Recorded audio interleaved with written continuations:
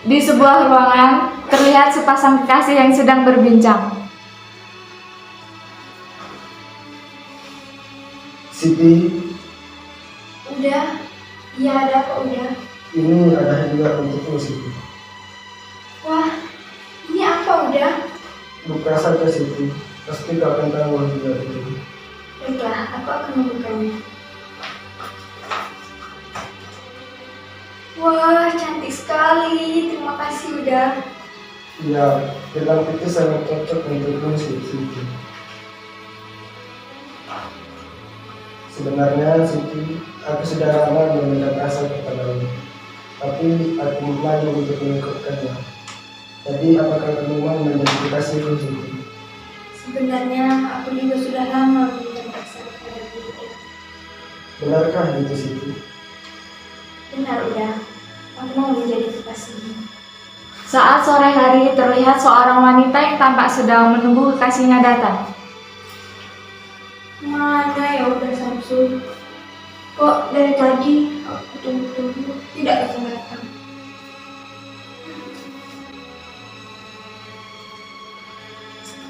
Siti, Udah dari mana saja? Lihat tadi aku menunggu udah tidak datang-datang. maafkan aku Siti. Tadi aku ada urusan sebentar, jadi agak terlambat datang ke sini. Oh iya, tidak apa-apa udah. Aku mengerti kok. Syukurlah kalau kau mengerti. Oh iya udah. Kenapa udah memanggilku ke sini? Ada masalah apa? Sebenarnya Siti, aku harus melanjutkan sekolahku di Jakarta Siti. Apa? Jadi udah akan meninggalkanku sendiri di sini dan pergi sekolah ke Jakarta.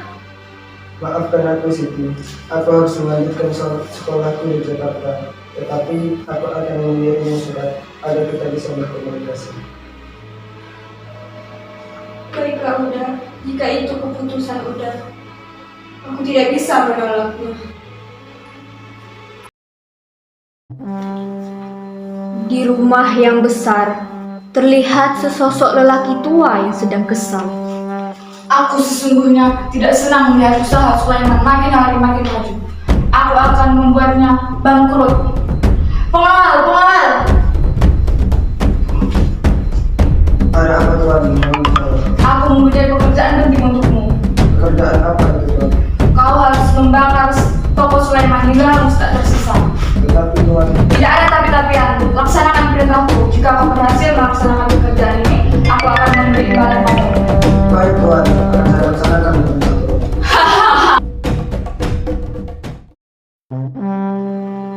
Di rumah kosong, terlihat dua orang lelaki sedang berbincang tentang sesuatu yang penting. Apakah sudah melaksanakan pekerjaan yang telah kuberikan? Iya Tuan, saya sudah menyelesaikan pekerjaan yang Tuan berikan. Saya sudah membakar habis toko miliknya Sulaiman. Bagus kalau begitu. Sebagai gantinya aku akan memberimu imbalan. Terima kasih Tuan.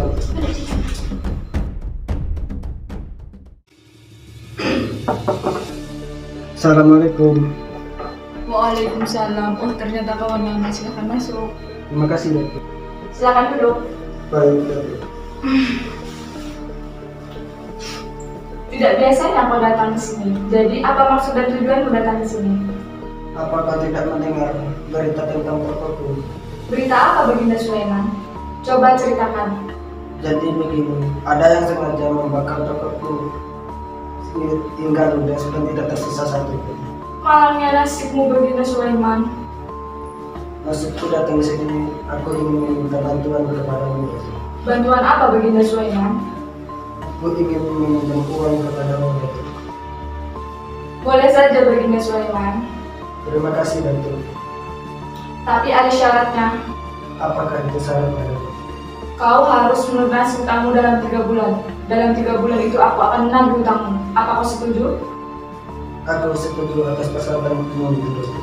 Baiklah kalau kau setuju. Memangnya berapa uang yang kau butuhkan? 5 juta. Apa? 5 juta? Baiklah, aku akan memberi uang itu sekarang juga.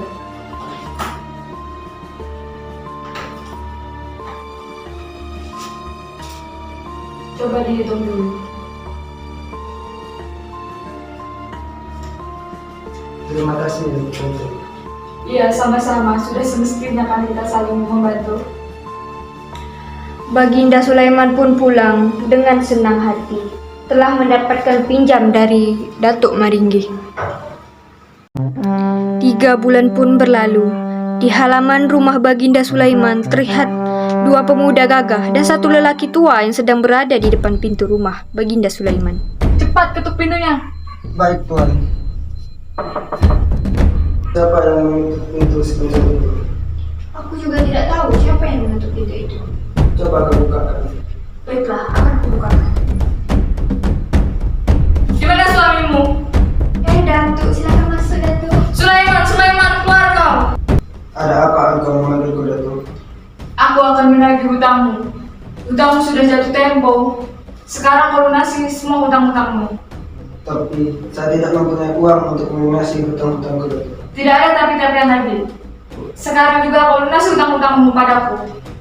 Tolong kasih waktu 2 minggu lagi Datuk untuk melunasi hutang-hutangku Datuk. Sudah tidak ada waktu lagi. Cepat kau lunasi hutangmu sekarang juga. Kalau tidak, kau lunasi hutangmu sekarang juga, aku akan memenjarakanmu. Tolong Datuk, jangan lakukan itu Datuk. Baiklah, aku tidak akan memenjarakanmu, tapi ada syaratnya. Apakah syaratnya itu Datuk? Anakku yaitu Siti Nurbaya harus menikah denganku dan menjadi istriku. Apa syarat macam apakah itu Datuk? Aku tidak akan menikahkan anakku dengan lelaki jahat seperti itu. Apa beraninya kau berkata seperti itu padaku? Ayah! Kau tidak apa-apa, Ayah. Aku baik-baik saja anakku. Datuk, aku mau menjadi istrimu. Apa yang kau katakan anakku? Aku tidak akan membiarkanmu menikah dengan lelaki hidung melalui. Tidak apa-apa, Ayah. Aku akan melakukan apapun asal Ayah tidak di penjara. Tapi aku tidak tega melihat menikah dengan lelaki melalui. Tenang saja, Ayah. Aku tidak apa-apa. Baguslah kalau begitu. Aku akan menikahimu dalam waktu dekat ini. Di KUA, terlihat Siti Nurbaya dan Datuk Maringgi sedang duduk bersama di pelaminan. Saya nikahkan dan kawinkan engkau Datuk Maringgi dengan anakku Siti Nurbaya dengan emas 10 gram dan seperangkat alat sholat dibayar tunai. Saya terima nikah dan kawinnya Siti Nurbaya binti Sulaiman dengan mas kawin yang tersebut tunai. Sah? Sah. Alhamdulillah. Beberapa saat kemudian, Datuk Maringgi dan istri barunya yaitu Siti Nurbaya pulang ke rumah Datuk Maringgi. Ayo kita pulang istriku. Baik, Datuk. Setelah pernikahan, hidup Siti Nurbaya tidaklah bahagia karena dia selalu diperlakukan kasar oleh Datuk Maringgi. Akhirnya Siti Nurbaya mengirim surat untuk Samsul Bahri. Dia menceritakan apapun selama ini terjadi. Terlihat sosok wanita yang sedang menunggu seseorang. Siti, Udah, kapan udah kembali? Kenapa udah tidak mengabari Siti? maafkan aku Siti. Aku tidak bisa mengabarimu.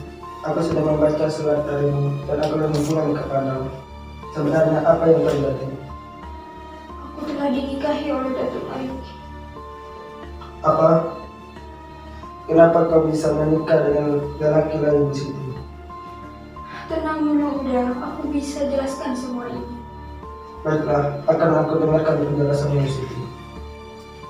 Jadi, sebenarnya toko ayahku telah bangkrut dan habis terbakar.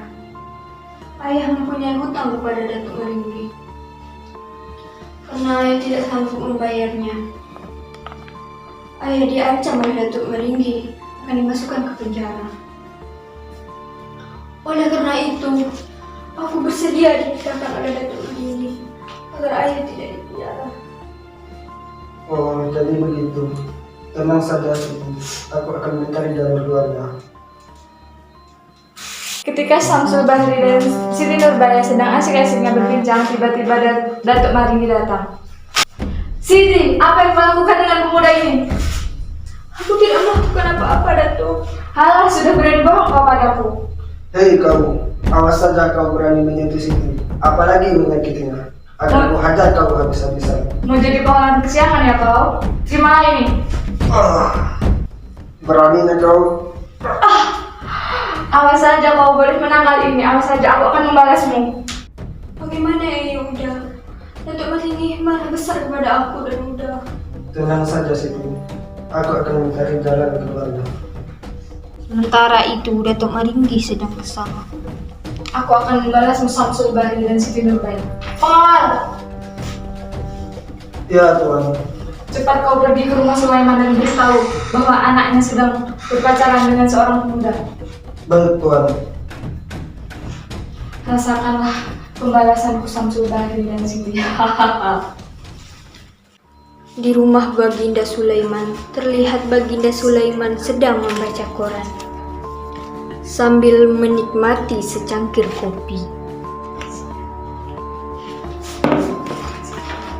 Setelah itu, ada pengawal yang melaporkan bahwa Siti Nurbaya sedang berpacaran dengan orang yang tidak dikenal. Lalu, Baginda Sulaiman pun terkejut dan ia memegang dadanya yang dari tadi sakit. Tak lama kemudian Baginda Sulaiman terjatuh. Baginda Sulaiman pun meninggal akibat serangan jantung yang dideritanya. Siti Nurbaya pun terpukul atas apa yang terjadi. Sementara itu Samsul Bahri kembali ke Jakarta. Aku mendengar kalau Siti ingin pergi ke Jakarta dan tinggal bersama Samsul Bahri. Apakah itu benar? Itu benar Tuan, saya sudah mendengarnya dari warga sekitar. Siap. Aku tidak akan membiarkan Siti Nurbaya hidup bahagia bersama Samsul. Bagaimana kalau kita meracuni Siti Nurbaya hingga dia mati? Itu ide bagus Tuan. Baiklah kalau begitu. Kau beri makanan ini kepada Siti. Baik Tuan, akan saya laksanakan. Tunggu sebentar Siti. Ya, ada apa? Ini ada makanan untukmu Siti. Tadi aku sengaja memberinya ke pasar. Ambillah Siti. Terima kasih, aku akan memakannya. Sama-sama. Sesampainya di rumah, Siti Nurbaya pun memakan makanan tersebut. Melelahkan sekali hari ini. Perutku lapar lagi. Oh iya, kan ada makanan.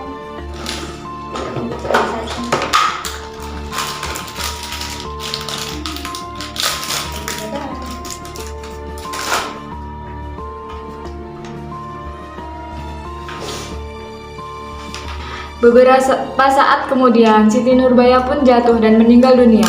Tak lama waktu berselang, Ibu Siti Nurbaya dan Ibu Samsul pun ikut meninggal dunia. Sementara itu, Samsul Bahri yang mendengar kabar buruk itu sempat putus asa, tetapi dia tetap menjalani hidupnya, masuk menjadi militer. Pada suatu hari terjadi kerusuhan di Padang sehingga Samsul Bahri ditugaskan untuk menertibkan kerusuhan tersebut. Ternyata kerusuhan tersebut didalangi oleh Datuk Maringgi. Di tengah kerusuhan, Samsul Bahri bertemu lagi dengan Datuk Maringgi. Hai Datuk, bagaimanakah kabarmu? Hai juga kawan lama Samsul. Di sini aku akan membalaskan dendamku terhadap Siti Nurbaya. Beraninya kau bicara seperti itu? Kok ini bukan tanyaan?ku. Oh benarkah? Terimalah ini. Aku belum kalah.